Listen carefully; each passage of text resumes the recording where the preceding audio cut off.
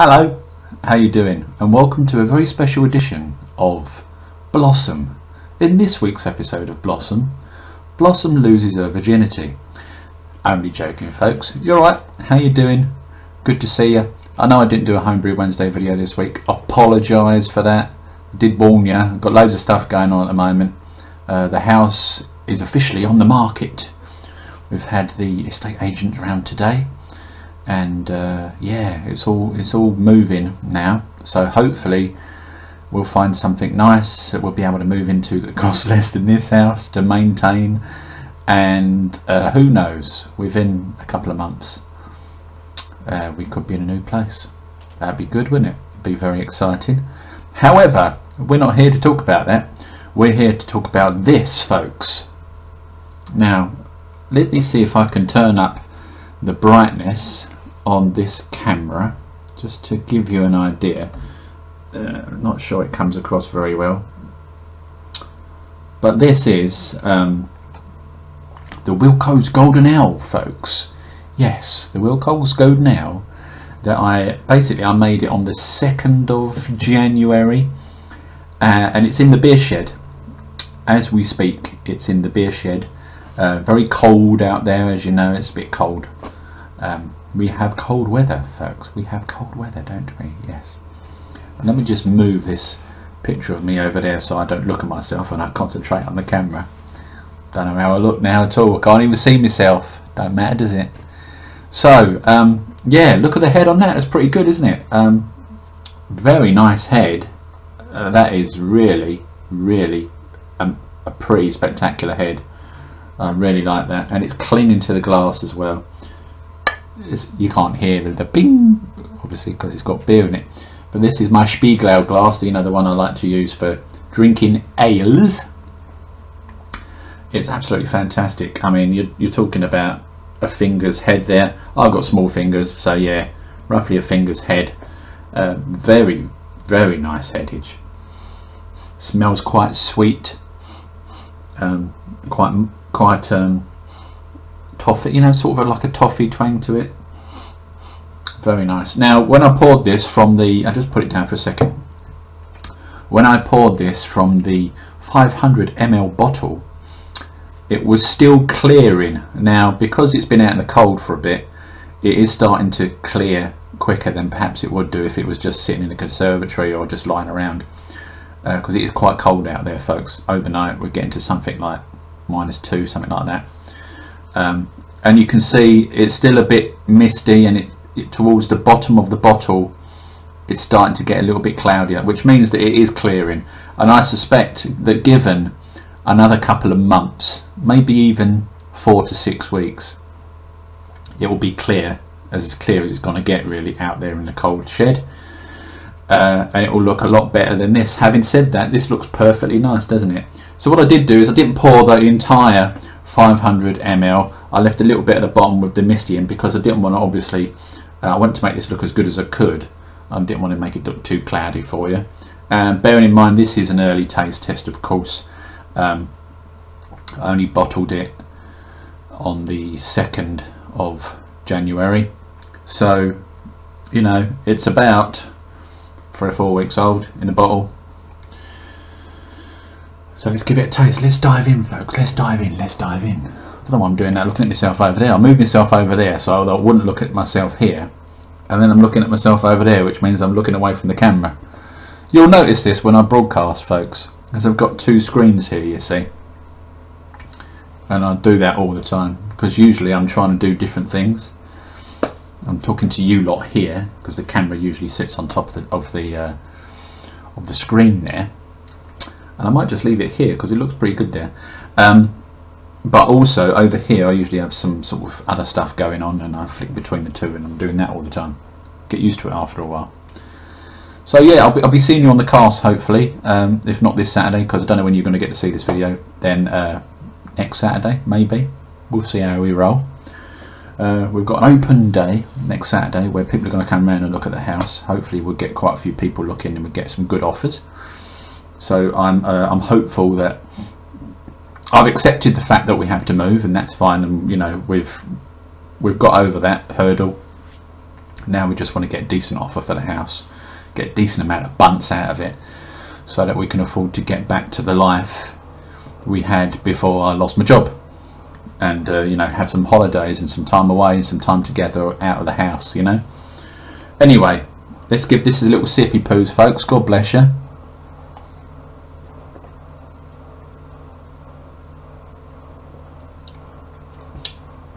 Fantastic lacing on that. Clings to the glass, this, folks. Really is delightful. Looks absolutely fantastic. Doesn't taste too bad either.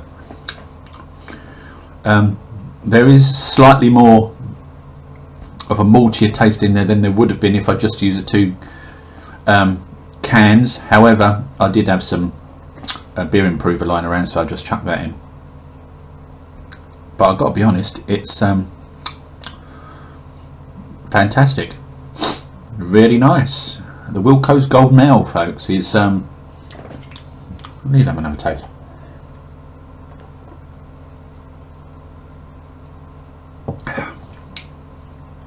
It's not bitter. There is some sweetness there, which I really like. I really like the sweeter ales, and you can taste this. I don't know whether they've got some sort of crystal malt in there, maybe. But man, that's a nice, smooth, clean and crisp ale. It's beautiful, really is nice. The 2 kit Golden Ale from Wilko's, when the sale's back on, it's bound to be back on again soon, isn't it? 25% sale. I reckon you're looking at March, April time before it comes on again. Get yourself one of these. Really nice, really beautiful colour, beautiful head on that. Look, it's keeping the head as well. The good thing is I batch prime this, so I mean it's fairly fizzy, but it's not over fizzy, you know.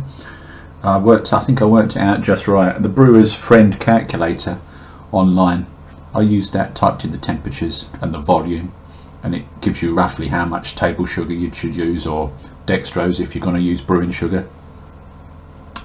And yeah, I went by that and put it into the secondary, the sugar in a 100 ml water solution on the stove. Just basically melted the sugar, chucked that in, siphoned over the top of the sugar. Once it's finished siphoning, obviously it creates a whirlpool effect when you're siphoning beer onto secondary, so that mixes up all of the sugar. But what I did towards the end of it was also give it a little stir, nothing too much, because you don't want to introduce too much air back into that beer. Okay, just a tiny little stir with a spoon to make sure that the sugar solution is risen off the bottom of the fermenting vessel, and it's into the beer as much as it can get before you then go on and bottle it. Obviously you bottle it straight away. But yeah, honestly folks, pretty fantastic beer this. Really nice, smooth. I mean, it's a really smooth, clean ale. It's beautiful.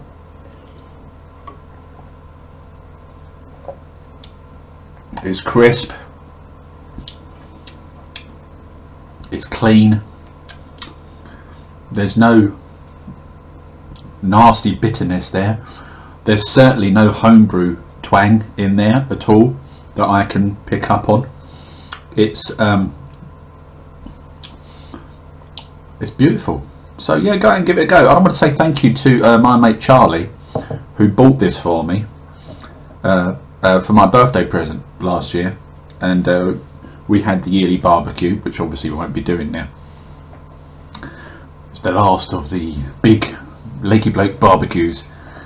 Maybe we'll do one, but in a new location this year, who knows. But oh, burp on the truth.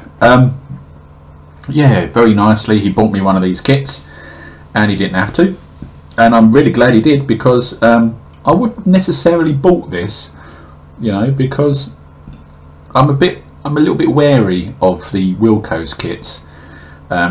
Usually the 1 can beer kits can be a little bit dodgy, and you do need to throw lots of additions in there, you know, more malt, chuck some hops in there to bring out more of the flavour of the beer. But with this one, I just, you know, followed the instructions pretty much. I just threw in some more beer enhancer of my own.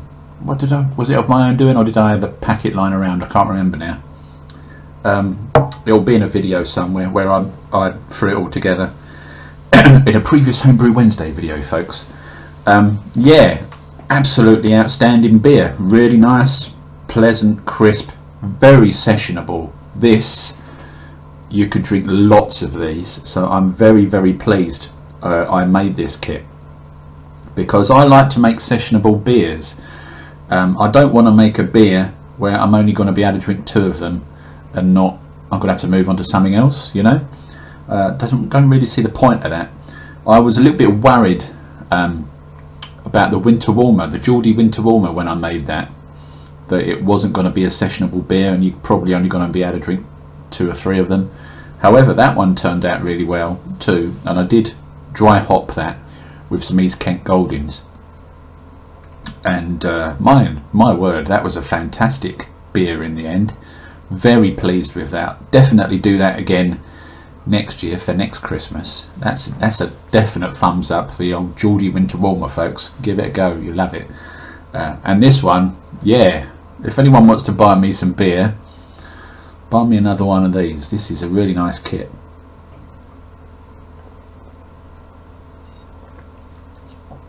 Oh, that's lovely beer.